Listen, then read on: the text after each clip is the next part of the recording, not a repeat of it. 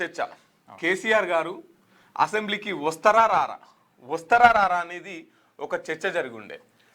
కానీ నిన్న అన్ని కుట్రలన్నీ బద్దలు కొడుతూ వచ్చింది పులి, ఫామ్ హౌస్లోకి వెళ్ళి అసెంబ్లీకి వచ్చింది, ఇక తోళ్ళు తీసుడే ఆలస్యం, ఇక ప్రజల గురించి మాట్లాడే ఆలస్యం, కడిగి పారెత్తారు గవర్నమెంట్ని అని అనుకున్నారు.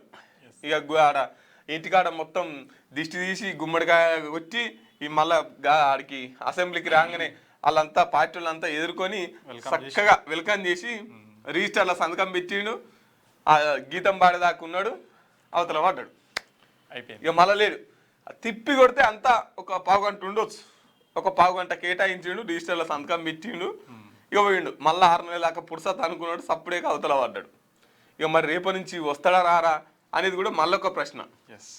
ఎందుకంటే ఈ అంశాన్ని లేవనెత్తిందే కేసీఆర్ గారు. ఏది గోదావరి కృష్ణ నీళ్లు ఆంధ్రలో దూసుకోపోతున్నారు, మళ్ళా మనకు రావాల్సిన వాటా వస్తలే అని చెప్పేసి ఈ అంశాన్ని లేవనెత్తిందే కేసీఆర్ గారు. మళ్ళీ ఇప్పుడు ఆ అంశం మీద మరి మాట్లాడాలి కదా, కొట్లాడాలి కదా, వస్తారా రారా అనేది ఇదొక అంశం. నిన్న అసెంబ్లీ మొత్తం చిన్న కొంత ఘర్షణ వాతావరణం ఉన్నా కూడా మంచిగానే అందరూ మాట్లాడిరు, అందరు ఎమ్మెల్యేలకు సమయం దొరికింది, కొంత వారి సమస్యలను చెప్పుకోవడం జరిగింది. రైట్. ఇక ఇప్పుడు ఏ పత్రిక ఎటువంటి విషయాలను రాసుకొచ్చింది అనేది చూసే ముందు మార్నింగ్ చూసే మిత్రులు ఒకసారి మన మార్నింగ్ న్యూస్ను లైక్ చేయండి, కామెంట్ చేయండి. ఒక్క నిమిషం కేటాయించి లైక్ చేయండి. మార్నింగ్ చూసే మిత్రులు మన న్యూస్ని లైక్ చేయండి, తర్వాత కామెంట్ చేయండి. ప్రతి ఒక్కరూ లైక్ చేసి కామెంట్ చేయాల్సిందిగా కోరుతున్నాం. మీ యొక్క అభిప్రాయం ఏదైనా సరే కామెంట్ చేయండి. రైట్. ఇక దిశా పత్రికను చూసుకుందాం. రైట్. ఫిబ్రవరిలో మున్సిపల్స్, నేటి నుంచి ఓటర్ జాబితా సవరణ ప్రారంభం. జనవరి 10న తుది జాబితా విడుదల. 117 మున్సిపాలిటీలు, 6 కార్పొరేషన్లలో కొనసాగనున్న ప్రక్రియ. రాష్ట్ర ఎన్నికల కమిషన్ ప్రకటన. మున్సిపాలిటీ ఎన్నికలకు రంగం సిద్ధమైంది. దీనిలో భాగంగా ఓటర్ జాబితా సవరణకు రాష్ట్ర ఎన్నికల సంఘం సోమవారం షెడ్యూల్ రిలీజ్ చేసింది. 117 మున్సిపాలిటీలు, 6 మున్సిపల్ కార్పొరేషన్లలో ఈ ప్రక్రియ కొనసాగనుంది.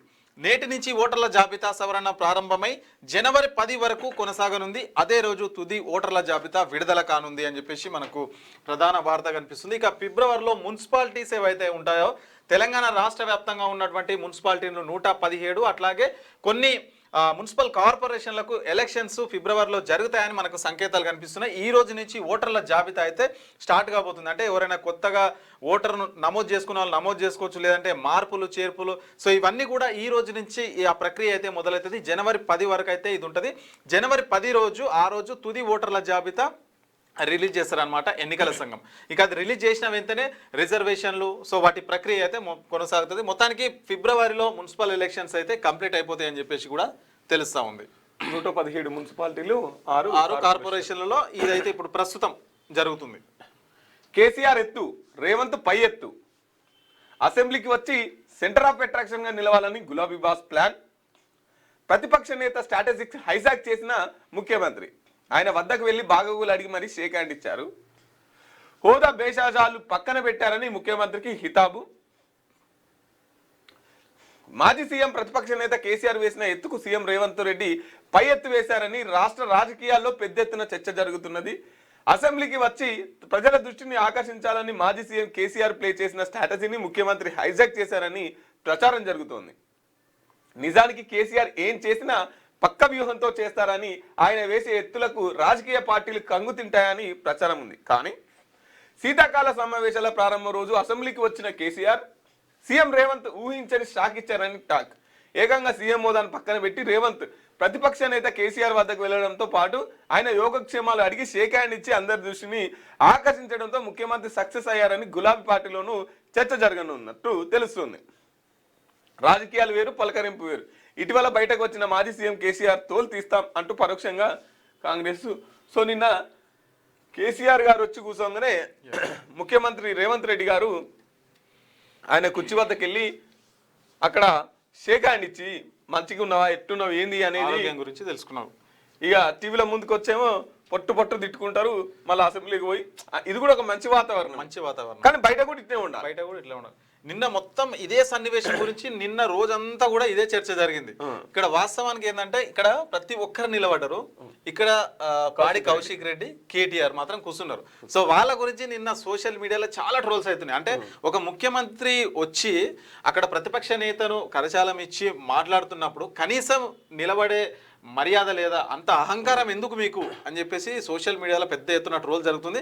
వాస్తవానికి నిన్న కేసీఆర్ అసెంబ్లీకి రావడం ఒక ఎత్తు అయితే అసలు అట్రాక్షన్ మొత్తం ఇక్కడ ముఖ్యమంత్రి మీది పోయింది. అంటే ఇప్పుడు ముఖ్యమంత్రి స్థాయి ఉన్న ఒక ముఖ్యమంత్రి స్థాయి ఉన్న ప్రతిపక్ష నేతకు షేక్ హ్యాండ్ ఇచ్చడం అంటే ఇది ఎంత అని చెప్పేసి అక్కడ కాంగ్రెస్ లీడర్లు కావచ్చు, ఇక్కడ న్యూట్రల్ గా ఉన్న నాయకులు ఎవరైతే ఉంటారో వాళ్ళందరూ కూడా కేసీఆర్ పక్కన పెట్టేసి ఇంకా రేవంత్ రెడ్డికి చాలా ఇక మా నాయకుడు ఎంత గొప్పోడు, ప్రతిపక్ష నేతకు కూడా వచ్చి షేక్ హ్యాండ్ ఇస్తున్నాడంటే ఇక మా నాయకుడు గొప్పోడు. లేలే మా నాయకుడు ప్రజల కోసం పోరాడటానికి ఫామ్ హౌస్ నుంచి బయలుదేరిండు, ప్రజల కోసం వచ్చిండని మా నాయకుడు.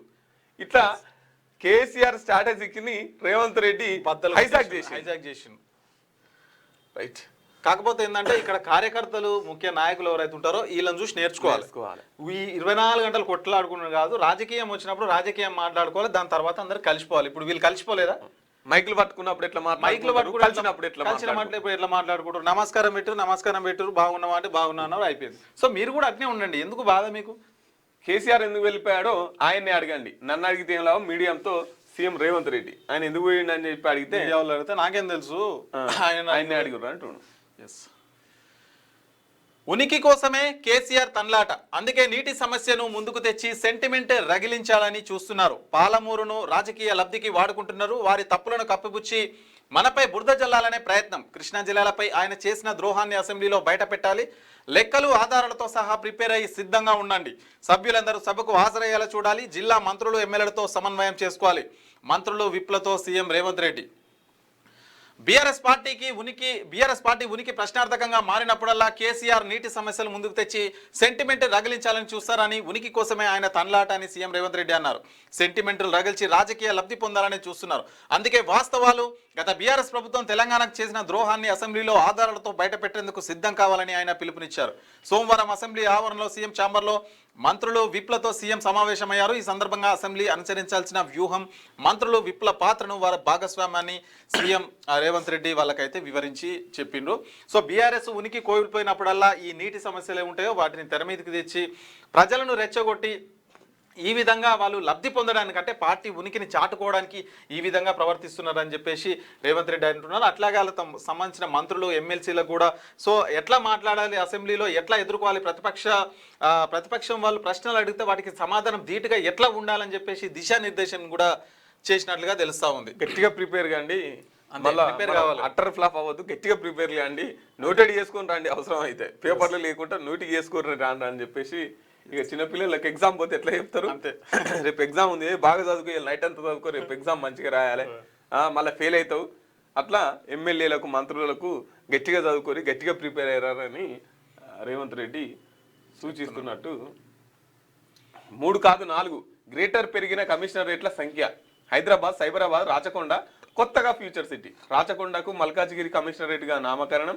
ఎస్పీ స్థాయికి Yadadri Bhuvanagiri DCP zone. Future city కమిషనర్గా జి సుధీర్ బాబు. మల్కాజ్గిరికి అవినాష్ మహంతి. సైబరాబాద్కు ఎం రమేష్. సిఎస్ రామకృష్ణరావు ఉత్తర్వులు. సిఎస్ రామకృష్ణరావు 3 కాదు, ఇంతకుముందుకు 3 కమిషనర్ రేట్లు ఉన్నాయి కదా, ఇప్పుడు 4 కమిషనర్ రేట్లు. 4 కమిషనర్ రేట్లకు ఎవరెవరు బాధ్యతలు, ఎవరికి అని చెప్పారు, అప్పగించారు అన్నట్టు. గ్రేటర్ హైదరాబాద్ పరిధిలో పోలీస్ కమిషనరేట్లను వ్యవస్థీకరిస్తూ ప్రభుత్వం కీలక నిర్ణయం తీసుకుంది. ప్రస్తుతం 3 కమిషనరేట్లు ఉండగా కొత్తగా ఫ్యూచర్ సిటీ కమిషనరేట్ ను ఏర్పాటు చేసింది. ఈ మేరకు సోమవారం సిఎస్ రామకృష్ణరావు ఉత్తర్వులు జారీ చేశారు. పునర్వ్యవస్థీకరణలో భాగంగా విస్తీర్ణంలో అతిపెద్ద కమిషనరేట్ గా ఉన్న రాచకొండ పేరును మల్కాజ్గిరి పోలీస్ కమిషనరేట్ గా నామకరణం చేసింది. ఫ్యూచర్ సిటీ కమిషనర్ గా జి సుధీర్ బాబు నియమితులయ్యారు. ఇక రాచకొండ పేరు ఉండదు. మల్కాజ్గిరి పోలీస్ కమిషనరేట్ గా నామకరణం అయిపోయింది. ఇక రాచకొండ తీసేసి మల్కాజ్గిరి పోలీస్ కమిషనరేట్ గా. ఇది మీరు గమనించారో లేదో, రాచకొండ అనేది గత ప్రభుత్వంలో బీఆర్ఎస్ ప్రభుత్వంలో పెట్టారు. సైబరాబాద్ అప్పటికే ఉంది, హైదరాబాద్ ఉంది, రాచకొండ కొత్తగా ఏర్పాటు చేసారు. రాచకొండ నామకరణం చేసారు. ఇప్పుడు వీళ్ళు చేంజ్ చేసారు, రాచకొండ పేరు తీసేసారు. ఇక వాళ్ళ పనే అది. ఇప్పుడు టీసీని తీసేసి టీఎస్ చేయడం, టీఎస్ తీసేసి తీసేసి టీజీని చేయడం. ఇప్పుడు రాచకొండ అనేది వాళ్ళు పెట్టిర్రు కాబట్టి ఉండొద్దు ఇక ఉండొద్దు దాన్ని తీసేసి మల్కాజ్గిరి పోలీస్ కమిషనర్ అని పేరు పెట్టిర్రు అట్లా ఇక కమాన్ల మీద కాకతీయ కళాతోరణాన్ని మార్చడం, తెలంగాణ తల్లి విగ్రహాన్ని మార్చడం, టీఎస్ని తీసేసి టీజింగ్ చేయడం, ఇట్లా మార్పులు చేసుకుంటూ వస్తారు. గత ప్రభుత్వ ఆనవాళ్ళు ఏవైతే కనిపించకుండా వాటిని మార్పులు చేస్తున్నారు. ఇప్పుడు రాచకొండ పేరు అట్లనే ఉంటే ఏమవుతుంది? ఏం కాదు కదా, కానీ తీసేస్తారు. ఎందుకంటే గత ఆనవాళ్ళు ఉండొద్దు అనేది వాళ్ళ అభిప్రాయం కావచ్చు. మీ చేతకానితనాన్ని మాపై నెడతారా? బీఆర్ఎస్ హయాంలో పాలమూరును ఎండగట్టి కాళేశ్వరం పూర్తి చేశారు. నెట్టెంపాడు, కల్వకుర్తి, డిండి, ఎస్ఎల్బీసీని ఎందుకు పూర్తి చేయలేదు?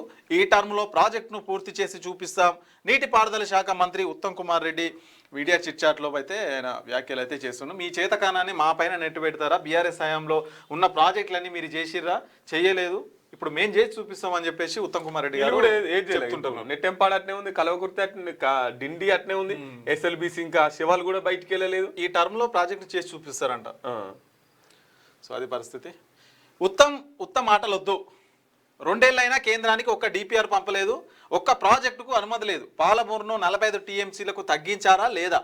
గ్రీన్ ట్రిబ్యునల్లో కేసు వేసి పాలమూరును అడ్డుకున్నది మీరు కాదా? చిట్చాట్లో మాజీ మంత్రి సిద్దిపేట ఎమ్మెల్యే హరీష్ రావు చెప్తున్నారు. ఇక వీళ్ళు వాళ్ళపైన, వాళ్ళు వీళ్ళపైన. ఇప్పుడు 10 ఏళ్ల నుంచి నెట్టెంపాడు, కలవకుర్తి, డిండి, ఎస్ఎల్బిసి ఎందుకు పూర్తి చేయాలని వీళ్ళు అడుగుతున్నారు. సరే 2 ఏళ్ళు అవుతుంది, కనీసం ఒక డిపిఆర్ అన్న కేంద్రానికి ఒకటన్నా అనుమతి తెచ్చిరా? 2 ఏళ్ల నుంచి దానికి కనీసం ముగ్గు పోసిరా, కొబ్బరికాయ పెట్టిరా అని చెప్పేసి వాళ్ళు అడుగుతున్నారు. రైట్. అమెరికాలో 2 తెలంగాణ యువతుల మృతి. కాలిఫోర్నియాలో ఘోర రోడ్డు ప్రమాదం. ఉన్నత చదువుల కోసం వెళ్లి విగత జీవులుగా మారి 2 మహబాద్ జిల్లా వాసులే. ఖమ్మంలో లారీ ఢీకొని 3 దుర్మరణం. మహారాష్ట్రలో కారు పల్టీ 2 నర్సాపూర్ వాసుల మృతి. అమెరికాలో నిన్న కాలిఫోర్నియాలో ఘోర రోడ్డు ప్రమాదం జరిగితే తెలంగాణలో 2 యువతులు మరణించినట్టు తెలుస్తా ఉన్నది. భూసేకరణ పేరిట భారీ స్కామ్. 20 ఏళ్ల నాటి గెజెట్ ఇప్పుడు రిజిస్ట్రేషన్లకు బ్రేక్. అత్యంత ఖరీదైన 439 ఎకరాలపై అధికారుల నిర్ణయం. ఎలాంటి ఉత్తర్వులు లేకుండా నిషేధిత జాబితాలో వేల కోట్ల భూములు. భారీ కుంభకోణానికి తెరలేపిన ఉన్నతాధికారులు. కొందరు పెద్దలకు కట్టబెట్టేకేనంటూ ఆరోపణలు. అమలుకు నోచుకొని సెక్షన్ 5/1 గోపన్పల్లిలో నిషేధ స్థలం అంట. దాదాపు 439 ఎకరాల ల్యాండ్ని అయితే మరి కుంభకోణం చేసే దిశగా ఉన్నారంట. మరి అందులో ఉన్నతాధికారుల పర్యవేక్షణలో ఇదంతా జరుగుతుందని చెప్పేసి కూడా ఒక కథనం అయితే కనిపిస్తూ ఉంది. ఇక చంద్రబాబు కోసమే పాలమూరు పడావు. కృష్ణానది ఏ బేసిన్లో ఉందో రేవంత్కు తెలియదు. ప్రతిపక్ష నేతల ఫోన్లు ట్యాప్ అవ్వడం లేదని సీఎం క్లారిటీ ఇవ్వాలి. నేను లోపలున్న మున్సిపల్ ఎన్నికలను పార్టీ చూసుకుంటుంది. ఫిరాయింపు ఎమ్మెల్యేలకు బీఆర్ఎస్ డోర్లు క్లోజ్. గడ్డం పెంచిన ప్రతి ఒక్కరు గబ్బర్ సింగ్ కాదు. చిట్చాట్లో బీఆర్ఎస్ వర్కింగ్ ప్రెసిడెంట్ కేటీఆర్ చెప్తున్నారు. నేను లోపలున్న మున్సిపల్ ఎన్నికలను పార్టీ చూసుకుంటానంటే ఆయన లోపలేమని చెప్తున్నాడా? ఆయన ఎప్పటి నుంచో చెప్తున్నాడు, నీకు దమ్ముంటే లోపలేసుకో అంటున్నాడు. అంటే ఇప్పుడు లోపలికి పోయిన వాళ్ళందరికీ ఈ సెంటిమెంట్ వర్కౌట్ అవుతుందన్నా? అంతే కావచ్చు. అంటే ఇప్పుడు ముఖ్యమంత్రులు అందరం చూడు జైలుకు వచ్చిన వాళ్ళు. అవును, పుసుకున్న నన్ను తొందరగా ఎత్తే నేనే ముఖ్యమంత్రి అయితే అని ఈయన బాధ. పుసుకున్న హరీష్ రావు వేసిరు అనుకో, మళ్ళీ ఈ సెంటిమెంట్ హరీష్ రావు పోతుంది కాదు. వాళ్ళు జైలు ప్రస్తావన లేకున్నా కేటీఆర్ గారు పదే చెప్తున్నారు. లేపలేస్తావా వేసుకో అంటే వేస్తే ఇంకా వాళ్ళకి ఎక్కువ బూస్ట్ వస్తుందని కావచ్చు అనుకుంటున్నారా ఏమో మరి. ఫిరాయింపు ఇప్పుడు నిన్న ఇలేదో బాధ. ఫిరాయింపులు ఎమ్మెల్యేలు అటువైపు కూర్చోవాలా, ఇటువైపు కూర్చోవాలా.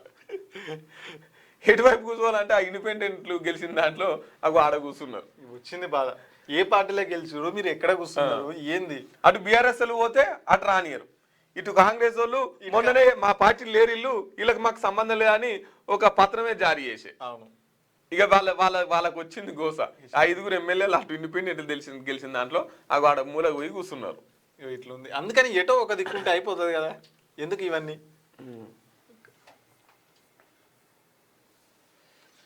ఏపీకే ఫైల్స్ తో జాగ్రత్త, new year greeting offer links పై అప్రమత్తంగా ఉండండి. ఓటీపీలు, పిన్ నెంబర్ల వివరాలు ఎవరితోని పంచుకోవద్దు. సైబర్ మోసానికి గురైతే 1930కు కాల్ చేయండి. సైబర్ సెక్యూరిటీ బ్యూరో డైరెక్టర్ శిఖా గోయల్ చెప్తున్నారు. సో మనకు న్యూ ఇయర్ వచ్చిన సందర్భంగా అంటే ఏదేదో వాట్సాప్ మెసేజ్లు, టెక్స్ట్ మెసేజ్లు అవి ఒకటి ఇవోటి వస్తూ ఉంటాయి, గిఫ్ట్లు అని అవ్వని ఇవ్వని వస్తూ ఉంటాయి. వాటిని ఓపెన్ చేయొద్దు అని చెప్పేసి పోలీసులు అయితే చెప్తున్నారు. నిజంగా అలాంటివి అయితే ఓపెన్ చేయకూడదు. ఆల్రెడీ నా ఫోన్లో కూడా ఒక 2-3 వచ్చినవి. సో జాగ్రత్తగా ఉండాలి. అవి ఒకసారి ఓపెన్ చేసినా అనుకో మీ డేటా మొత్తం కూడా వాళ్ళు యాక్సెస్ తీసుకుంటారు. అనవసరంగా వాళ్ళకి వెళ్ళి పైసలు కట్ అయిపోతే మీ డేటా వాళ్ళ చేతిలోకి వెళ్ళిపోతుంది. సో ఇట్లాంటివి ఎవరు నమ్మొద్దని చెప్పేసి పోలీసులు అయితే చెప్పేది గుర్తుపెట్టుకోవాలి. ఇక ఉన్నావు నిందితుడికి బెయిల్పై స్టే, ఢిల్లీ హైకోర్టు ఉత్తర్వులు నిలుపుదల, బెయిల్పై లోతైన విచారణ అవసరం. సుప్రీంకోర్టు సంచలన తీర్పు అయితే ఇచ్చింది. రీసెంట్గా ఉన్నావు నిందితుడికి బెయిల్ ఏదైతే ఇచ్చిందో దాన్ని అయితే సుప్రీంకోర్టు స్టే అయితే విధించింది. మొత్తానికి ఢిల్లీ హైకోర్టు ఉత్తర్వులు ఏవైతే ఉన్నాయో వాటిని నిలిపివేసింది సుప్రీంకోర్టు. ఆ నిర్ణయం అయితే తీసుకుంది. 5 కోట్ల ప్యాకేజీతో జాబ్ ఆఫర్, అదనంగా కంపెనీలు షేర్లు సైతం. ఏఐ సవాళ్లను పరిష్కరించుకుంటే head of preparedness position offer చేసిన ఓపెన్ ఏఐ సిఇఓ ఆల్మట్ అని చెప్పేసి కనిపిస్తుంది. 5 కోట్ల ప్యాకేజీతో జాబ్ ఆఫర్లు ఉంటాయంట. రైట్. ఇక నటి మాధవిలతపై కేసు, పలు యూట్యూబ్ ఛానళ్లపై సైతం సాయిబాబాపై తప్పుడు ప్రచారం చేసినందుకు షిరిడి సాయి భక్త ఐక్య వేదిక ఫిర్యాదు చేసింది. నేడు విచారణకు హాజరు కావాలని ఆదేశం అయితే వచ్చిందంట. సో నటి మాధవిలతపైన పోలీసులు కేసు అయితే నమోదు చేశారు. సో ఎందుకు? సాయిబాబాపై తప్పుడు ప్రచారం చేసినందుకు షిరిడి సాయి భక్త ఐక్య వేదిక ఏదైతే ఉంటుందో వాళ్ళైతే ఫిర్యాదు చేయడం జరిగింది. ఈరోజు విచారణకు రావాలని చెప్పింది. సో వీళ్ళనే కాదు, చాలా యూట్యూబ్ ఛానల్స్ అయితే ఉన్నాయి, వాళ్ళపైన కూడా కేసు అయితే నమోదు చేశారు. అంటే ఈ మధ్య ఒక చర్చ అయితే జరుగుతుంది సాయిబాబా గురించి, సోషల్ మీడియాలో కావచ్చు, ఇక్కడ ఈ సమాజంలో అంతా జరుగుతూ ఉంది. అంటే సాయిబాబాకు సంబంధించి అంటే ఒక వర్గం వారు మా దేవుడు కాదంటున్నారు, ఇంకొక వర్గం వారు వీళ్ళు వాళ్ళ దేవుడు అని చెప్పేసి కూడా పలు ఆరోపణలు అయితే చేసుకుంటున్న నేపథ్యంలో ఇదైతే జరుగుతుంది. మరి కొన్ని యూట్యూబ్ ఛానళ్ళ పైన అట్నే నటిల వీళ్ళపైన అయితే కేసులు నమోదు చేశారు. నేడు విచారణకు హాజరు కావాలని అయితే ఆదేశం ఇచ్చారు. ఇంకా రైట్. నల్లమల్లలో గుప్త నిధుల తవ్వకాలు, ఫారెస్ట్ అధికారుల అదుపులో 15 మంది.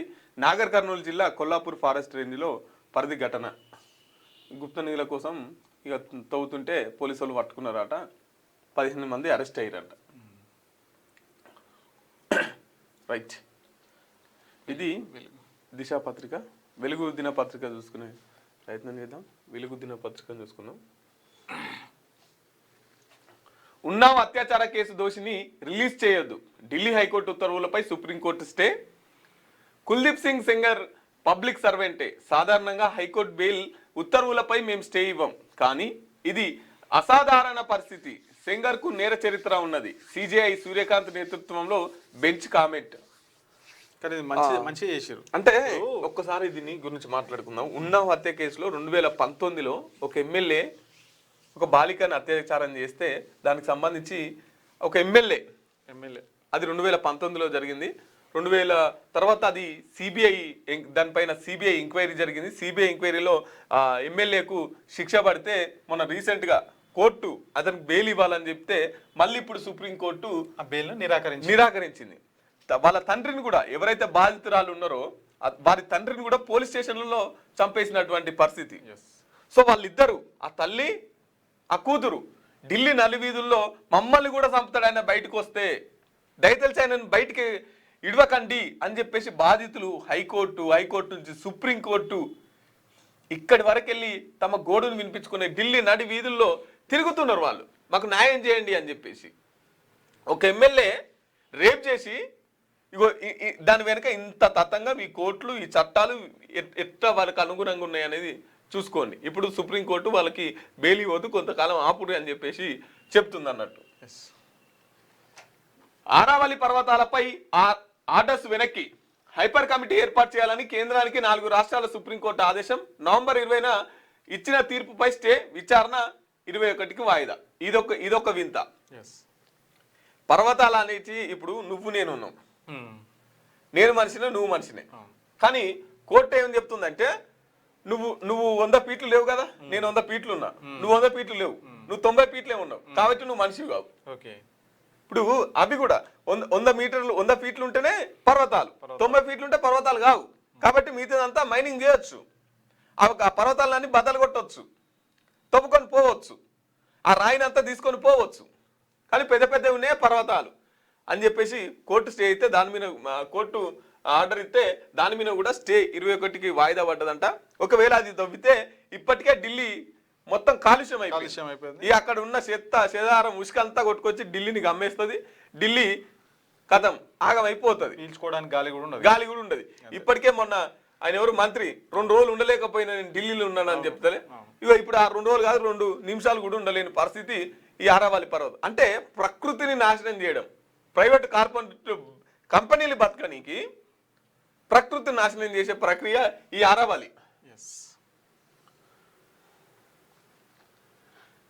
ప్రతిపక్షాల తప్పుడు ప్రచారాన్ని తిప్పికొడదాం, అన్నింటిపై అసెంబ్లీలో చర్చిద్దాం, రెడీగా ఉండండి. మంత్రుల విప్పులతో సీఎం రేవంత్ రెడ్డి. ఉనికిని కాపాడేందుకు బీఆర్ఎస్ నానా తంటాలు, అందుకే ప్రభుత్వంపై బురద జల్లే ప్రయత్నం. కేసీఆర్ వల్లే కృష్ణా జలాల రాష్ట్రానికి తీవ్ర అన్యాయం.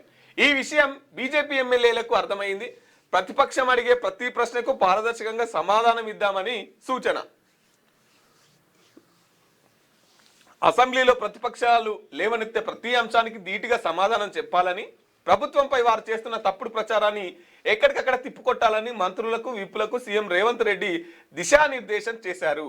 అసెంబ్లీ సమావేశాల నేపథ్యంలో సోమవారం తన ఛాంబర్లో వారితో పాటు దాదాపు 40 నిమిషాల పాటు భేటీ అయిన ఆయన సభలో అనుసరించాల్సిన వ్యూహాలపై చర్చించారు. గోదావరి కృష్ణా జలాల వినియోగంతో పాటు రాష్ట్రంలోని ప్రాజెక్టుల విషయంలో మంత్రులంతా పూర్తి స్థాయిలో అవగాహనతో సభకు రావాలని, ప్రతిపక్ష నేతలకు ఆరోపణలు వాస్తవాలతో చెక్ పెట్టాలని సీఎం సూచించారు. ఇప్పుడు ఈ మంత్రులంతా ఏం చేయాలి, ఎక్కడ ఉంది, ఏముంది, ఇవంతా తెలుసుకోవాలంటే ఓ పాదయాత్ర చేయాలి. తెలంగాణ మొత్తం చుట్టూ తిరిగి వచ్చినాం అనుకో, జన సమస్యలు అర్థమవుతాయి, ఎక్కడ ఏది ఉందని అర్థమవుతుంది, ఏ కంపెనీ ఉంది, ఏడ నీళ్ళు వస్తున్నాయి, ఏడ చెరువు ఉన్నది, ఏడ ప్రాజెక్ట్ ఉన్నది, ఆ ప్రాజెక్ట్ ఎవరు కట్టిరు, ఎప్పుడు కట్టిరు అనేది తెలుస్తుంది. ఇంటికాడ గెలిచినవా ఏ చెరువులు ఉంటే ఏం తెలుస్తుంది. ఇప్పుడు కేసీఆర్కి అంత అవగాహన ఎట్లొచ్చింది, తెలంగాణలో ఉద్యమంలో పల్లె తిరిగిండు, ప్రతి ఒక్కరు తెలుసు ఆయనకు. పల్లె తిరిగిండు. ఏ నది ఏడ పుడుతుంది, ఏం చలి పోతుంది, ఎన్ని కిలోమీటర్లు పారుతుంది, దాంట్లో ఎంత టీఎంసీల నీళ్ళు వస్తాయి, ఇవన్నీ ఆయన ప్రాక్టికల్ గా తెలుసుకున్నాడు. క్షేత్రస్థాయిలో తిరిగేది ఆయన ఎక్కడ పోయినా కానీ. ఇక టీచర్ని పెట్టుకొని గిడగింతుంది అని చదువు చెప్పించుకోవాలి. సో మీరు కూడా తిరగాలి, ప్రజల మధ్యలో ఉంటే తెలుస్తుంది.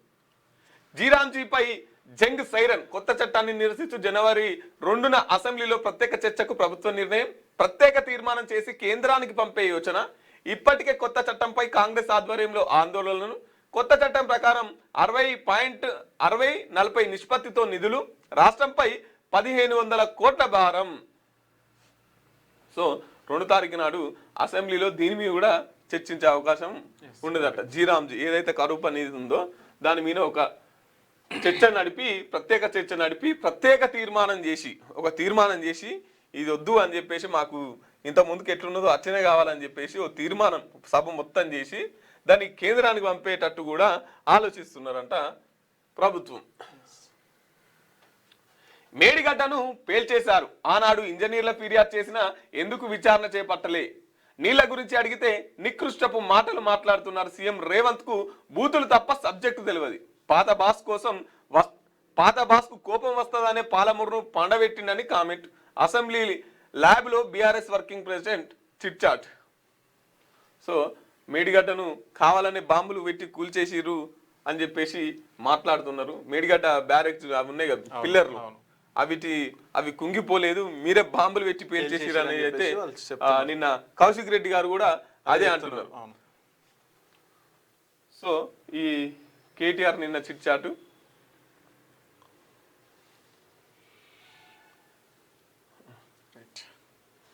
అలా వచ్చి ఇలా వెళ్ళి 9 నెలల తర్వాత అసెంబ్లీకి కేసీఆర్ రాక 3 నిమిషాలే సభలో సీటు దగ్గరికి వెళ్ళి ఆత్మీయంగా పలకరించిన సీఎం రేవంత్ రెడ్డి. ఆరోగ్యం గురించి వాకబు. లేచి నిలబడి విష్ చేసిన కేసీఆర్, సీట్లోనూ కూర్చున్న కేటీఆర్, పాడి కౌశిక్ రెడ్డి. సో ఈ వార్త ఇది ఖచ్చితంగా కవర్ చేస్తుందని ఎక్స్పెక్ట్ చేసినాము. కేటీఆర్ అలాగే పాడి కౌశిక్ రెడ్డి నిలబడలేదు అని చెప్పేసి ఇలా వార్త వస్తుంది అనుకున్నా క్లియర్ కనిపిస్తుంది. మంచిగా ఫోటో కూడా కరెక్ట్ కూర్చున్నట్టు కనిపించాలని చెప్పేసి కరెక్ట్గా మంచి క్యాప్చర్ చేసారు. ప్రారంభమైన అసెంబ్లీ శీతాకాల సమావేశాలు రామరెడ్డి, దామోదర్ రెడ్డి, కొండా లక్ష్మారెడ్డికి సంతాప తీర్మానం ప్రవేశపెడుతున్నాయని వెళ్లిపోయిన ప్రతిపక్ష నేత జీరో అవర్లో సమస్యలను ప్రస్తావించిన ఎమ్మెల్యేలు. జనవరి 2 నుంచి 4 వరకు అసెంబ్లీ నిర్వహించాలని బీఏసీలో ప్రాథమిక నిర్ణయం. అవసరమైతే మరిన్ని రోజులు పొడిగిస్తామన్న ప్రభుత్వం. 15 రోజులు సమావేశం జరపాలని పట్టుబట్టాం. హరీష్ రావు 32 అంశాలపై చర్చించాలని కోరాం. ఏలేటి మహేశ్వరరెడ్డి. సో అసెంబ్లీ శీతాకాల సమావేశాలు సోమవారం ప్రారంభమయ్యాయి. దాదాపు 9 నెలల తర్వాత ప్రతిపక్ష నేత మాజీ సీఎం కేసీఆర్ సభకు వచ్చారు. 3 నిమిషాల పాటే ఉన్నారు. ఆయనకు సీటు దగ్గరికి వెళ్లి సీఎం రేవంత్ రెడ్డి ఆప్యాయంగా పలకరించారు. నేరుగా ప్రతిపక్ష సభ్యుల సీట్లకు వెళ్లి కేసీఆర్ కు గౌరవంగా నమస్కరించి షేక్ హ్యాండ్ ఇచ్చారు. ఆరోగ్యం బాగుందా అని వాకప్ చేయగా బాగుంది అనంటూ కేసీఆర్ రిప్లై ఇచ్చారు. ప్రతిపక్ష నాయకుడి వైపు సీఎం రేవంత్ రెడ్డి వెళ్ళగానే అటు ఉన్న బీఆర్ఎస్ సభ్యులు హరీష్ రావు, తలసాని శ్రీనివాస్ యాదవ్, గంగుల కమలాకర్ సహా సభ్యులంతా సీఎం కు గౌరవ సూచికంగా లేచి నిలబడగా కేటీఆర్, పాడి కౌశిక్ రెడ్డి మాత్రం కూర్చొని ఉండిపోయారు. కేసీఆర్ కూడా తన సీట్లోంచి లేచి సీఎం రేవంత్ ను పలకరించారు. ఆపై మంత్రులు శ్రీధర్ బాబు, ఉత్తమ్ కుమార్ రెడ్డి, కోమటిరెడ్డి, అడ్లూరు లక్ష్మణ్, సీతక్క, అధికార పార్టీ విప్లు కూడా వెళ్లి కేసీఆర్ ను పలకరించారు. సో మొత్తానికి ఒక 3 నిమిషాల పాటు మాత్రమే ఉన్నారు. సో వచ్చిర్రు, సంతకం చేసిర్రు. రేవంత్ రెడ్డి గారు పలకరించి ఆరోగ్యం ఎట్లా ఉంది అని అడగగానే సో అక్కడ ఏమంటారు, ఇవి సంతాప తీర్మానాలు ప్రవేశపెడుతున్నా కానీ ఇక బయటకు అయితే వెళ్ళిపోయారు. ఇక ఒకసారి పేపర్ దగ్గరికి ఉంది.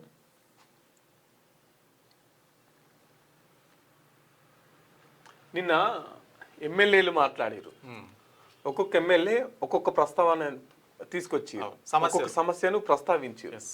మా నియోజకవర్గంలో ఈ సమస్య ఉంది, మా నియోజకవర్గంలో ఆ సమస్య ఉంది అని చెప్పేసి ఒక్కో ఎమ్మెల్యే ఒక్కో ముచ్చట చెప్పారు. ఒక్కరన్నా వచ్చిందా? ఒకళ్ళు కోతుల బెదడు ఉందన్నారు, ఇంకోళ్ళు ఉద్యమకారులకు ఏంటిది ఇళ్ల స్థలాలు రావాలి, వాళ్ళకి పింఛన్ ఇవ్వాలన్నారు. వాళ్ళ సమస్యలని చెప్పుకున్నారు. కొత్తగా ఎన్నికైన జూబ్లీహిల్స్ నవీన్ యాదవ్ కూడా వాళ్ళ కాన్సెప్ట్కి సంబంధించి కొన్ని ప్రాబ్లమ్స్ ఉన్నాయని ప్రస్తావించారు. కనీసం ఒక్కటన్నా ఈ ఎమ్మెల్యేకి ఇది మాట్లాడిండు, ప్రజలకు ఈ సమస్యలు ఉన్నాయి, ప్రజల సమస్యలు ఏంది అనేది ఒకటి చర్చించిర్రు, దాన్ని ప్రభుత్వం దృష్టికి తీసుకొచ్చిర్రు అనేది ఏ ఒక్క సమస్యను మళ్ళా అదే కేటీఆర్, తర్వాత రేవంత్ రెడ్డి, హరీష్ రావు, కేసీఆర్. ఇప్పుడు రేవంత్ రెడ్డి పోయి కరచాలనం ఇచ్చిండు, అది ఇంత ముచ్చట అంతే. అది చూడు అంతా పెద్దగా ఇచ్చిర్రు. ముఖ్యమంత్రి పోయిండు, కలిసిండు, షేక్ హ్యాండ్ ఇచ్చింది, అది మర్యాదపూర్వకంగా. ఇక అది ఫ్రంట్ పేజ్ లో ఇంత పెద్ద వార్త. నిజమైన సమస్యలు మాత్రం అసలు దీంట్లో ఉండేవి కూడా తెలియదు. ఏది రాయాలి, ఏది ప్రజలకు ఉపయోగం, ఏది ప్రజల సమస్య, అది మర్చిపోయి డప్పులు కొట్టుడు అంతే. ఎవరి కాళ్ళు డప్పులు కొట్టుకునే పథకం నడుతున్నది ఈ పేపర్లల్లా. ఒక్క సమస్య, ప్రజల సమస్య గురించి రోజు మాట్లాడతాను, ఒక్క సమస్యను కూడా ప్రజల సమస్యగా చిత్రీకరిస్తలేరు వీళ్ళు.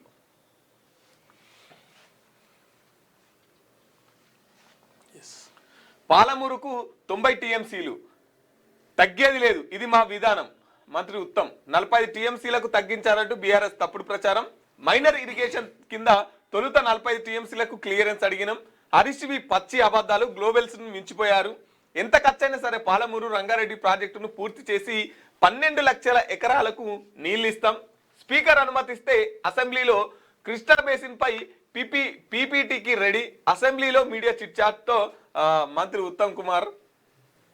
పాలమూరు రంగారెడ్డి ఎత్తిపోతల పథకానికి 90 టీఎంసీల నీటి కేటాయింపులకు తమ ప్రభుత్వం కట్టుబడి ఉందని, ఇందులో వెనక్కి తగ్గే ప్రసక్తి లేదని నీటిపారుదల శాఖ మంత్రి ఉత్తమ్ కుమార్ రెడ్డి స్పష్టం చేశారు. ప్రాజెక్టు నీటి కేటాయింపులకు 40 టీఎంసీలకు తగ్గించారంటూ బీఆర్ఎస్ నేతలు చేస్తున్నదంతా తప్పుడు ప్రచారమేనని ఆయన తెలిపారు. ఏపీ మళ్లించే గోదావరి నీటికి బదులు కృష్ణాలో రావాల్సిన 45 టీఎంసీల అంశం ట్రిబ్యునల్ పెండింగ్ లో ఉన్నందున మైనర్ ఇరిగేషన్ కింద ఆదా అయ్యే 45 టీఎంసీలను తొలుత క్లియరెన్స్ ప్రభుత్వమే చేయాలని కేంద్ర జల సంఘాన్ని కోరామని, అంత మాత్రాన ఆ 40 టీఎంసీలు వదులుకున్నట్లు కాదని, ఈ విషయం తెలుసుకోవాలని బీఆర్ఎస్ ఎమ్మెల్యేలు హరీష్ రావు పచ్చి అబద్ధాలు మాట్లాడుతున్నారని మండిపడ్డారు. 90 టీఎంసీలు రావాలి, పక్కా వస్తాయి, కానీ ముందుగా 45 టీఎంసీలు అడిగినాం, తర్వాత మిగతా కూడా అడుగుతాం అట్లా అని చెప్పి 45 అడిగినాం కాదు, ఇక్కడికి చాలనేది మా ఉద్దేశం కాదు. ఈ విషయం హరీష్ రావు గారు తెలుసుకోవాలి, అబద్ధాలు ఆడద్దు అని చెప్పేసి చిట్చాట్లో ఇప్పుడు 45 అడిగేదేదో మొత్తం ఒకసారి 90 అడిగితే ఒడిచిపోగలరు. అంతే కదా. రైట్. కొత్త పోలీస్ కమిషనరేట్ గా future city Hyderabad, Malkajgiri future city, Cyberabad గా మెగా హైదరాబాద్ పునర్వ్యవస్థీకరణ. కమిషనరేట్ పరిధి నుంచి భువనగిరి జిల్లా మినహాయింపు. సైబరాబాద్ సిపిగా ఎం రమేష్, మల్కాజిగిరి సిపిగా అవినాష్ మహాంతి, ఫ్యూచర్ సిటీకి సుధీర్ కుమార్. ప్రభుత్వం ఉత్తర్వులు జారీ చేసింది. కమిషనరేట్లకు ఎవరెవరు ఏ పోలీస్ కమిషనర్ ఉండాలని చెప్పేసి సిపిలుగా ఎవరు ఉండాలని చెప్పేసి నిర్ణయించారు అన్నట్టు. మే 17న జేఈ అడ్వాన్స్డ్, ఏప్రిల్ 23 నుంచి రిజిస్ట్రేషన్లు షురు, 21న ఫలితాలు, 2 నుంచి జోసా కౌన్సిలింగ్. పూర్తి షెడ్యూల్ విడుదల చేసిన ఐఐటి రూర్కీ. మే 17 నుంచి జేఈ ఎగ్జామ్ స్టార్ట్ కాబోతుంది. ఫలితాలు జూన్ 1న వస్తాయంట. ఇక గ్రామీణ క్రికెటర్లు సత్తా చాటాలి, ఇందుకు గొప్ప వేదిక కాకా టోర్నీ. మంత్రి వివేక్, ఈ టోర్నీలో 5 బెస్ట్ ప్లేయర్లను సెలెక్ట్ చేసి ట్రైనింగ్ ఇప్పిస్తాం. ఇండియా టీంకు ఆడేలా వారిని తీర్చిదిద్దాం. హెచ్సిఏ ఛాన్స్ ఇస్తే విశాఖ ఏటా టోర్నీకి స్పాన్సర్ చేస్తుందని వెల్లడి. ఉప్పల్ స్టేడియం నిర్మాణంలో కాగా వెంకటస్వామి పాత్ర కీలకం. మండలి చైర్మన్ గుత్తా సుఖేందర్ రెడ్డి. మంత్రి వివేక్ క్రీడా శాఖ ఇచ్చి ఉంటే మరిన్ని ఆటలకు మేలు జరిగేదని వ్యాఖ్య. ఉప్పల్ స్టేడియంలో కాకా memorial inter districts T20 league 2వ దశ ప్రారంభమైన నేపథ్యంలో సో ఇవైతే చేసారు. మరి గ్రామీణ ఇది రోజు ఎత్తురు వార్త. అవును, ఏడ క్రికెట్ ఆడితే ఏడికి పోతే ఆడ ఈ వార్త మెయిన్ పేపర్లలో ఇంత పెద్దగా ఎత్తున్నారు. ఎటుకూడక పేపర్ ఇల్లేదని చెప్పేసి మెయిన్ పేపర్లలో అసలైన వార్తలన్నీ ఇడిచిపెట్టి ఇగో ఇప్పుడు వాళ్ళ నాయన పేరు మీద క్రికెట్ ఆడిస్తున్నారు, అదేదో ఇంతంత. ఇది ఇంతకి వార్త ఏడ రావాలంటే స్పోర్ట్స్ పేపర్లో రావాలి. స్పోర్ట్స్ పేపర్స్ ఉంటది కదా, అగో అందులో రావాలి. కానీ దీన్ని తీసుకొచ్చి మెయిన్ పేపర్లా ఇంత పెద్దగా వేసిర్రు. ఎటుకూడక పేపర్ వాళ్ళది, అడిగేటోళ్ళు ఎవరు ఉన్నారు? వాళ్ళ పేపర్ వాళ్ళ ఇష్టం. ఏ వార్తను ఎక్కడ వేయాలి, ఏ వార్తను ముందుకు తీసుకురావాలి, ఏ వార్త ప్రజలకు సంబంధించినటువంటి వార్త, ఏ వార్త డప్పు కొట్టే వార్త, గింత సొయి లేకుండా పత్రికలు అన్ని రాసుకొస్తున్నాయి. కాబట్టి మిత్రులారా, ప్రజల సమస్యల గురించి మనం మాట్లాడుకుందాం.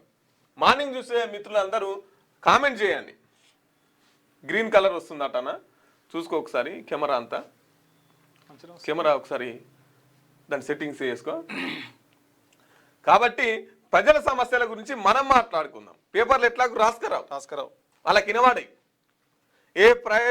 ఎవరి ప్రయోజనాల కొరకు పనిచేస్తున్నాయంటే వాళ్ళ ఏమంటారు పార్టీల కోసం, వాళ్ళ నాయకుల కోసం, వాళ్ళ నాయకుల ప్రయోజనాల కోసం ఇంకో ఈ పత్రికలు పనిచేస్తూ ఉంటాయి. కాబట్టి ప్రజల గురించి పనిచేసే ఆలోచనలల్లా అవి లేవు. ఎందుకంటే వాళ్ళకు యాడ్స్ కావాలి, వాళ్ళ నాయకుల మెప్పులు కావాలి. కాబట్టి వాస్తవాలు మాట్లాడుకుందాం. పత్రికలలో వచ్చినట్టు వార్త, దాని వెనకాల ఉన్న అసలు నిజమేంది అసలు అనేది మనం రోజు విశ్లేషణ చేసే ప్రయత్నం చేద్దాం. కాబట్టి మార్నింగ్ చూసే మిత్రులు ప్రతి ఒక్కరూ లైక్ చేయండి, కామెంట్ చేయండి. ఏది వెలుగు ఇది ఇట్లా ఉంది. మరి దీనికి వెలుగు పేపర్ పేరు వెలుగుతుంది. రైట్. పాలమూరును 45 టీఎంసీలకు ఎట్లా ఒప్పుకున్నారు? ఉత్తమ్కు రేవంత్ గాలి సోకింది అని ఉత్తమ్ ఆటలే అని హరీష్ రావు అంటున్నారు. ఈ ప్రాజెక్టును కోర్టుల్లో అడ్డుకున్న ద్రోహి ఉత్తమ్ కుమార్ రెడ్డి డిపిఆర్ వాపస్ వచ్చి ఏడాది అవుతున్న మౌనం ఎందుకు? సొంత శాఖపై పట్టులేదు, ఇంకెప్పుడు జ్ఞానం పెంచుకుంటారో? అసెంబ్లీ లాబీలో బీఆర్ఎస్ ఎమ్మెల్యే చిట్చాట్. 90 టీఎంసీలు పాలమూరు రంగారెడ్డి ప్రాజెక్టును 45 టీఎంసీలకు ఎట్లా ఒప్పుకున్నారు అని నీటిపారుదల శాఖ మంత్రి ఉత్తమ్ కుమార్ రెడ్డిని బీఆర్ఎస్ సిద్దిపేట ఎమ్మెల్యే హరీష్ రావు ప్రశ్నించారు. ఉత్తమ్కు సీఎం రేవంత్ రెడ్డి సావాస దోషం పట్టుకుందని, అందుకే ఆయన్ని అన్ని ఉత్తమ్ మాటలే మాట్లాడుతున్నారని ఎద్దేవా చేశారు. ఉత్తమ్కు రేవంత్ గాలి గట్టిగా సోకినట్లుంది, అందుకే తన సొంత శాఖపై పట్టులేక అసత్యాలు వల్లి వేస్తున్నారని అయితే హరీష్ రావు గారు మండిపడ్డారంట. ఇప్పుడు ఎవరు హరీష్ రావు గారు ఏమంటున్నారంటే 45 టీఎంసీలకు ఎందుకు ఒప్పుకున్నారు అని చెప్పేసి హరీష్ రావు గారు అంటున్నారు. ఉత్తమ్ కుమార్ రెడ్డి ఏమంటున్నారంటే అవి 90 పక్కా వస్తాయి, ముందుగా 45కి అడిగినామని చెప్పేసి ఎవరు ఇప్పుడున్న భారీ నీటి పారుదల శాఖ మంత్రి ఉత్తమ్ కుమార్ గారు అంటున్నారు. ఇప్పుడు ఈ ముచ్చట ఇద్దరు అసెంబ్లీలోనే ఉండే ఒక మాట ఏంది మరి గత ఎట్లా అయిందంటే లిల్లీ ఓడిచే ఇంకా వీడికి పేపర్లలో పైనకి కొట్టుకున్నాం సపరేట్ గా ప్రెస్ మీట్లు పెట్టుకొని మాట్లాడుకుని అనే నిన్న జరిగింది కదా 90 టీఎంసీలు రావాలి, మరి ఎట్లా తగ్గింది అంటే లేదు ముందుగా ఇట్లా అన్నాం, తర్వాత ఇంకోటి వస్తాయి తెలిసే ఓపిక పట్టరాదంటే లిల్లీ ఓడిచే అంతే. ఇక దానికి వార్తలు ఒకవేళ 90 రాకుండా ఇంతే వచ్చినప్పుడు అప్పుడు రావాలి మీరు బయటికి అంతే. అట్టెట్ట తెస్తారు, మనకు రావాల్సిన వాటా ఎంత, మీరు తెచ్చింది ఎంత. ఇగో ఏం లేదు, నేను కొట్టినట్టు చేస్తాను, నువ్వు ఏడిచినట్టు చెయ్యి. అంటే అంతే ఇక. ఇంకా జనాలు పిచ్చోళ్ళు కదా, వాళ్ళు నమ్ముతారు.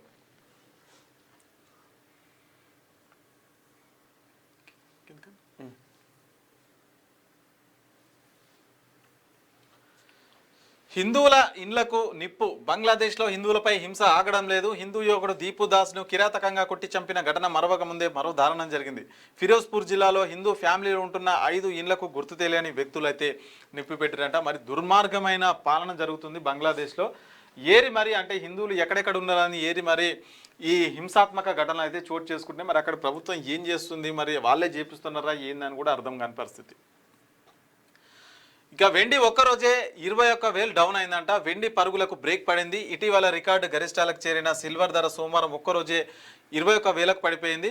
శనివారం కేజీ వెండి ధర 2,54,157 ఉండగా అది సోమవారం 2,33,120కి దిగి వచ్చింది.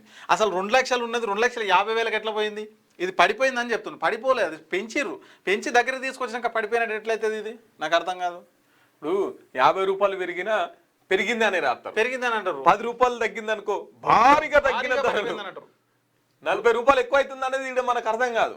రీసెంట్ గానే 30,000 చిల్లర 25,000 చిల్లర పెరిగింది ఒకటే రోజులో. అవును, పెరిగింది. మళ్ళీ 21,000 తగ్గిస్తే మళ్ళీ పడిపోయిందని చెప్తారు వీళ్ళు. అవును, ఇప్పుడు ఉన్నదానికంటే తక్కువ అయితే పడిపోవాలి. కానీ 50 రూపాయలు పెంచిందానేమో బంగారం ధర పెరిగింది అంటారు.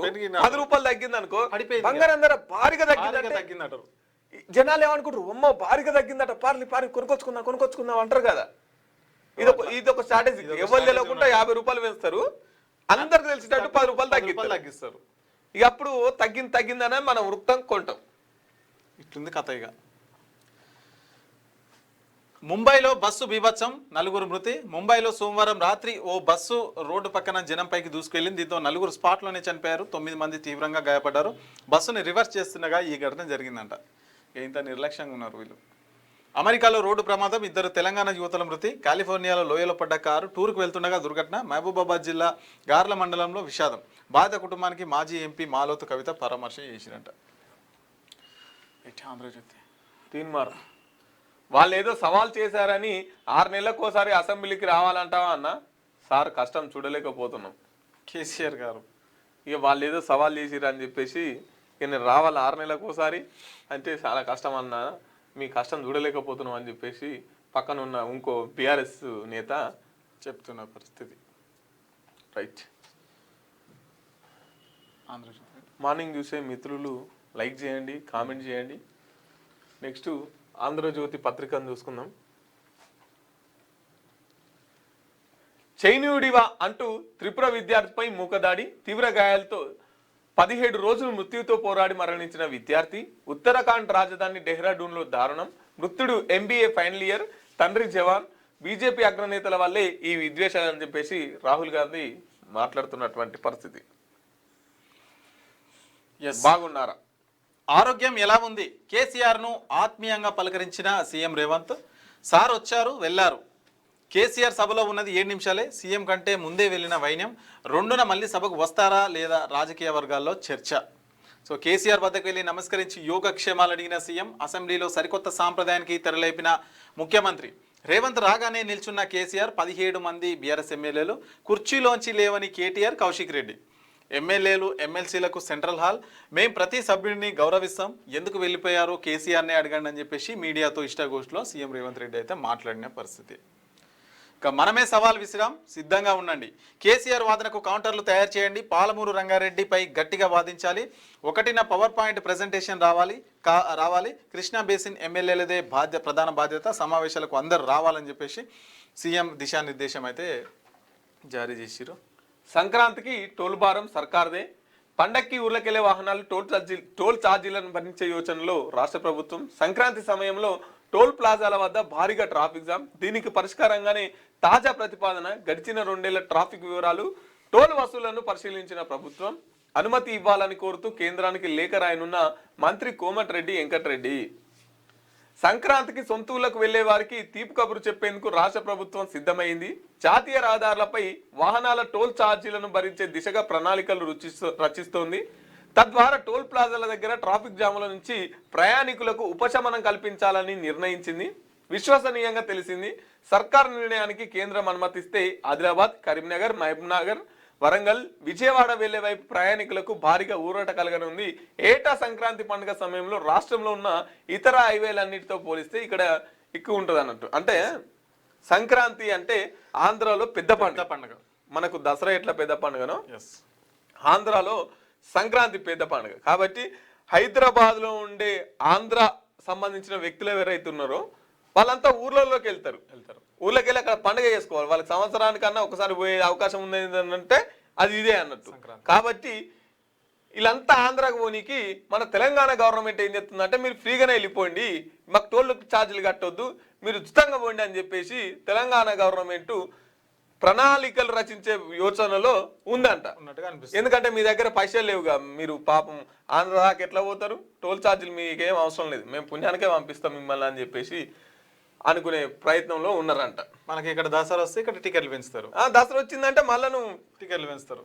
ఇప్పుడు టోల్ గేట్ కాడ టికెట్లు పెంచుతారు వాళ్ళు. నువ్వు ఎంత ట్రాఫిక్ తిప్పలైనా సరే పట్టించుకోరు. సరే అక్కడ పెద్ద పండుగనే కావచ్చు.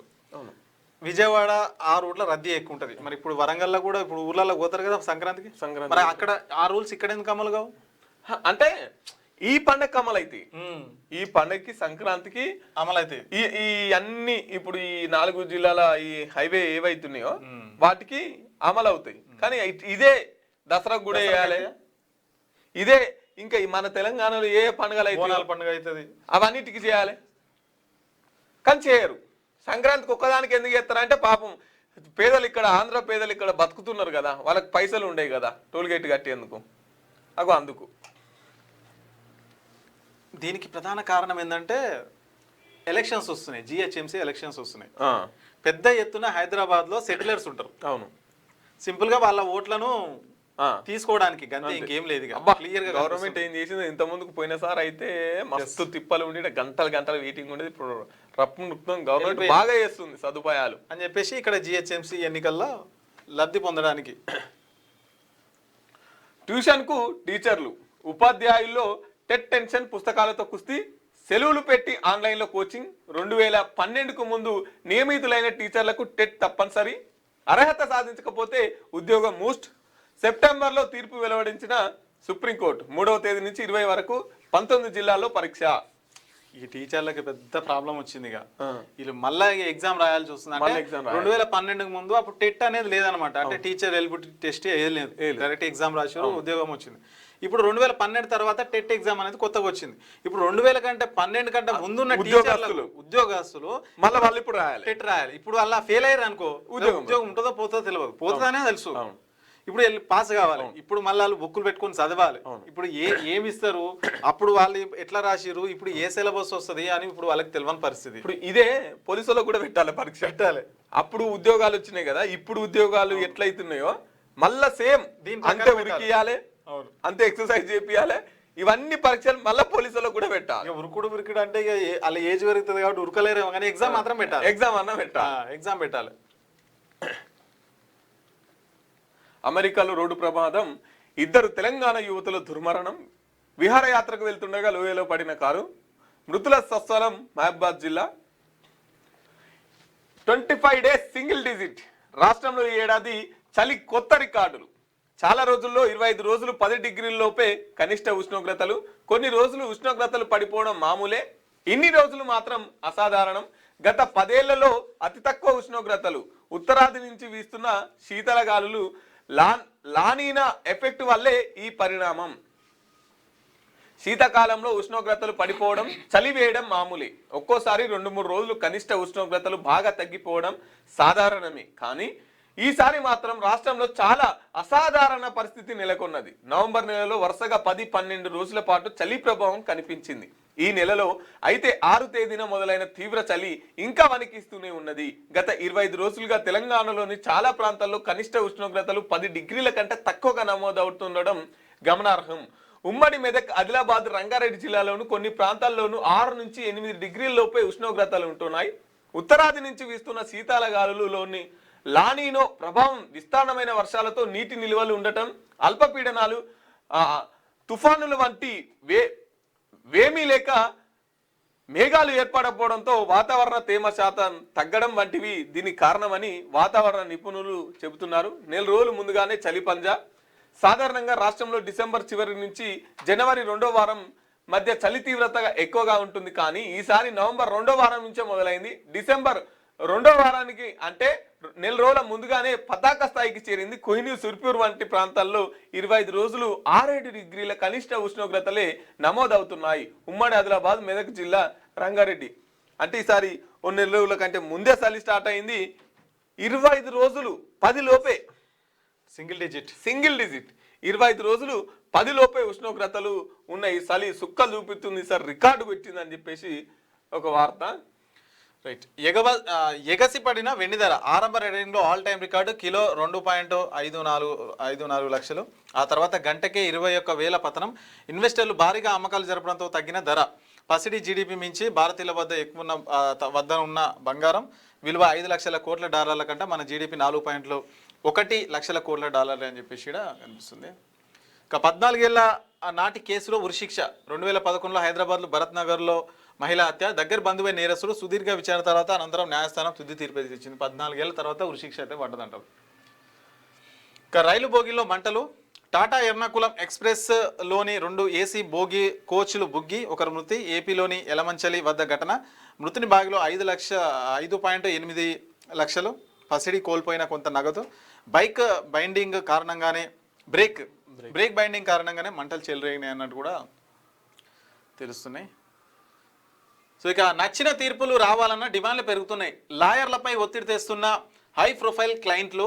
ఈ ఒత్తిడి నుంచి న్యాయ వ్యవస్థ స్వతంత్రాలను కాపాడుకోవాల్సిన అవసరం ఉంది. జస్టిస్ పిఎస్ నరసింహ తెలంగాణ లా అకాడమీ ఏర్పాటుకు సహకరిస్తామని అయితే వెళ్ళాడంట. అంటే నచ్చిన తీర్పులు రావాలని చెప్పేసి పెద్ద పెద్ద ఎవరైతే బడా వ్యక్తులు ఉన్నారో లాయర్లను ఒత్తిడి చేస్తున్నారంట. అంటే ఒత్తిడి చేస్తే అనుకూలంగా వస్తుంది తీర్పు ఎట్లుంటుంది? నిజము అబద్ధము చట్టం ప్రకారం తీర్పు ఉండాలి. కానీ పైసలు ఉన్నాయిగా, పైసలు ఉంటే తీర్పు మారిపోదా? పైసలతో న్యాయం కూడా కొనటానికే నేను పెట్టుకున్నాం. ఇప్పుడు దీని అట్లే ఉంది కదా. కాబట్టి ప్రొఫైల్ క్లయింట్లు అంట నువ్వు కొట్లాడాలి, ఎంత కావాలంటే అంత పైసలు ఇస్తావు. నువ్వు జస్ట్ లాయర్ ఏం చేయాలి? బేరం మాట్లాడమంటున్నారు అంతే.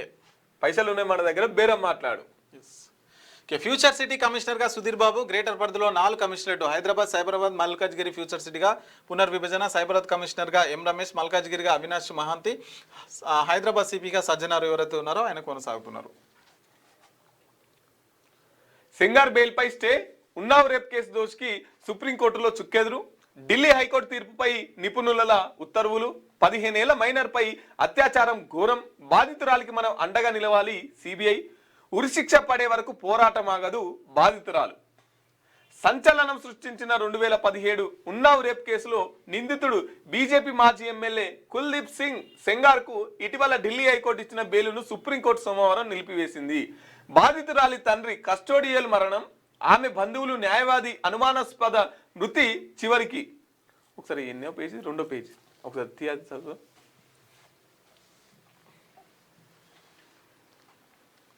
రైట్. బాధితురాల్ని కూడా చంపే ప్రయత్నం చేసిన సంఘటనల క్రమంలో ఢిల్లీ హైకోర్టు నిందితుడికి బెయిల్ ఇవ్వడంపై దేశవ్యాప్తంగా ఆగ్రహావేశాలు వ్యక్తమయ్యాయి. ఈ నేపథ్యంలో బెయిల్ని సవాల్ చేస్తూ సిబిఐ సుప్రీంకోర్టులో దాఖలు చేసిన పిటిషన్ను సుప్రీంకోర్టు విచారణ స్వీకరిస్తూ సెంగార్ బెయిల్ను నిలిపివేసింది. ఈ మేరకు సిజేఐ జస్టిస్ సూర్యకాంత్ నేతృత్వంలో త్రిసభ్య ధర్మాసనం సోమవారం ఆదేశాలు జారీ చేసింది. సాధారణంగా ఒక నిందితుడికి కింది కోర్టు బెయిల్ ఇచ్చినప్పుడు అతని వాదన వినకుండా బెయిల్ రద్దు చేరాదని సుప్రీంకోర్టు అభిప్రాయపడింది. అయితే ఈ కేసులో బెయిల్ వచ్చినప్పటికీ వేరే కేసులో అతను ఇప్పటికే జైల్లో ఉన్నందున ఈ కేసులో నెలకొన్న ప్రత్యేక పరిస్థితుల నేపథ్యంలో బెయిల్ నిలిపివేత నిర్ణయం తీసుకుంటున్నట్లు వెల్లడించింది. సిబిఐ పిటిషన్ పై 4 వారాల్లో సమాధానం ఇవ్వాలని సెంగార్ను ఆదేశించింది.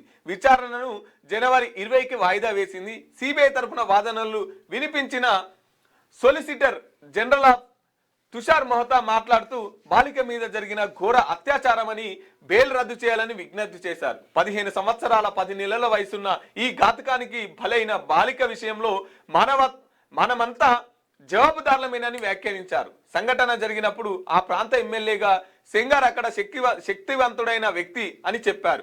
ఢిల్లీ హైకోర్టులో ఈ నెల 23న సెంగార్ కు బెయిల్ ఇచ్చినప్పుడు పోక్సో చట్టంలో సెక్షన్ 5C కింద ఆయన మీద కేసు పెట్టారని, ఆ సెక్షన్ లో పేర్కొన్న పబ్లిక్ సర్వెంట్ కిందికి ఎమ్మెల్యే రాడని అభిప్రాయపడింది. 5C సెక్షన్ ప్రకారం పబ్లిక్ సర్వెంట్ తన అధికారాన్ని అడ్డం పెట్టుకొని బాలికపై అత్యాచారానికి పాల్పడితే తీవ్రమైన నేరంగా పరిగణిస్తారు. BNS 21 ప్రకారం పబ్లిక్ సర్వెంట్ అంటే న్యాయమూర్తులు, పోలీసులు, ఇతర భద్రతా సిబ్బంది వస్తారు. ఇప్పుడు ఎమ్మెల్యే మీద 5C సెక్షన్ పెట్టారు. ఎమ్మెల్యేకు 5C వర్తించదన్న వాదనను హైకోర్టు అంగీకరించింది.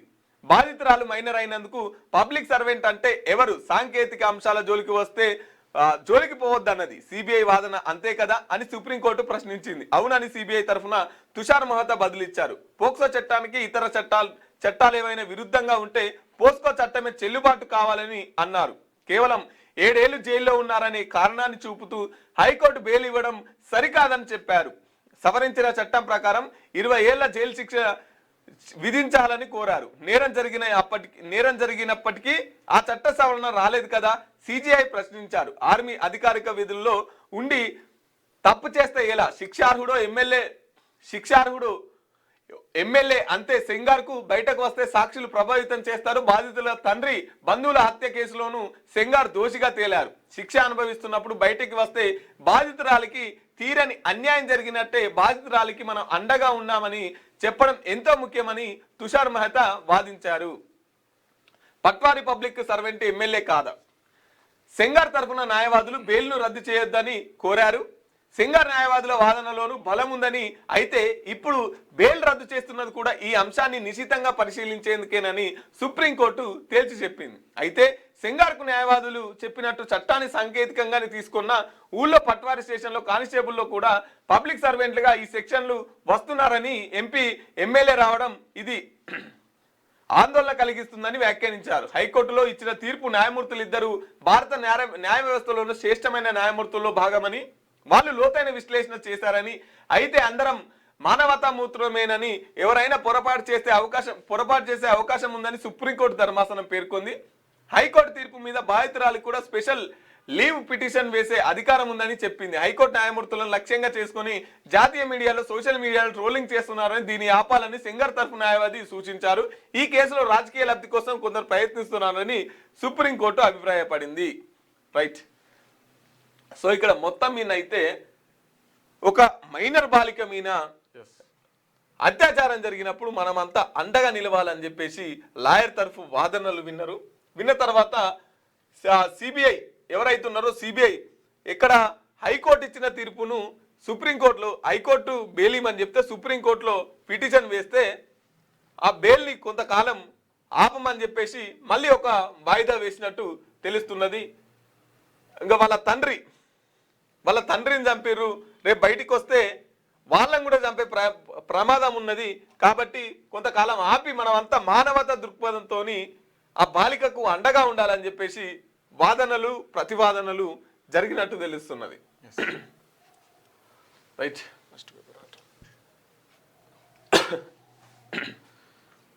రైట్. నెల రోజుల్లో మున్సిపల్ ఎన్నికలు. హైదరాబాద్ మినహా మున్సిపాలిటీ కార్పొరేషన్లకు జరిపేందుకు సన్నద్ధం. నేటి నుంచి వార్డుల విభజన, 10న ఓటర్ల తుది జాబితా విడుదల చేస్తున్నట్లు ఎలక్షన్ కమిషన్ అయితే చెప్పింది. ఇక మూసీ చుట్టూ 3 కార్పొరేషన్లు, హైదరాబాద్, సికింద్రాబాద్, సైబరాబాద్. ఒక్కో కార్పొరేషన్లో 100 వార్డులు, 3ంటికి 3 మేయర్లు. జనవరిలో తుది నోటిఫికేషన్, ఏప్రిల్ మే నెలలో ఎన్నికలు సన్నాహాలు అయితే జరుగుతున్నాయంట.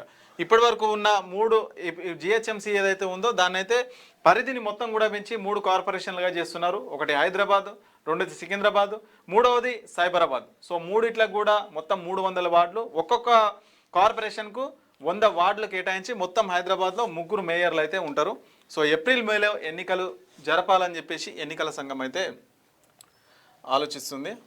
సో ఇక 8 సెట్లకు కన్వీనర్లు. ఎఫ్సెట్ కన్వీనర్గా ప్రొఫెసర్ విజయ్ కుమార్ రెడ్డి, ఈ సెట్కు చంద్రశేఖర్, లా సెట్కు విజయలక్ష్మి అని చెప్పేసి ఇక్కడ ఒక వార్త అయిపోయిందా. రైట్. ఈ మాంజాల వల్ల కూడా చాలా మందికి ఇబ్బంది అవుతుంది. ఈ చైనా మాంజాలు ఇక్కడ నుంచే పోలీసులకు కంప్లైంట్ చేయరు కాబట్టి మాంజాలతో జర బండి మీద పోయేటప్పుడు కూడా జాగ్రత్తగా ఉండుర్రి. ఈ చైనా మాంజాల్ని ఎవరు వాడకుర్రి. నిన్న ఖైరతాబాద్ ఎమ్మెల్యే దానం నాగేందర్ కూడా ఒక కీలక పిలుపు అయితే ఇచ్చిర్రు. ఎవరైతే చైనా మాంజా వాడతారో అంటే షాపులు కావచ్చు లేదంటే వ్యాపారులు ఉంటే ఖచ్చితంగా వాళ్ళ గురించి కంప్లైంట్ అంటే సమాచారం ఇస్తే మీ వివరాలు గోప్యంగా ఉంచి మీకు నగదు బహుమతి కూడా 5,000 రూపాయలు ఇస్తామని చెప్పేసి కూడా దానం నాగేంద్ర ఆయన ఉన్నటువంటి కాన్స్టిట్యున్సీ పరిధిలో అయితే చెప్పడం జరిగింది.